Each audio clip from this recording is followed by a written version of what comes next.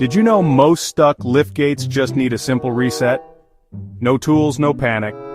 Let's get yours working again in minutes.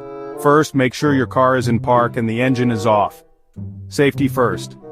Next, check if your key fob or liftgate button has fresh batteries. Sometimes it's just a weak battery stopping the liftgate from working. Now look for any obvious obstructions. Remove anything blocking the door like bags or debris. If the liftgate still won't open, try the manual release. Most cars have a hidden latch inside the trunk area. Check your owner's manual for the exact spot. Still stuck? Check the liftgate fuses. Open your fuse box, usually under the dashboard or in the trunk, and look for the one labeled liftgate or trunk. If it's blown, replace it with a matching fuse.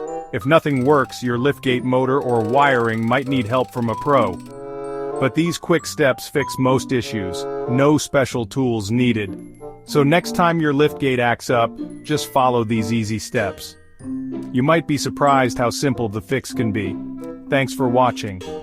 For more easy car tips, don't forget to subscribe.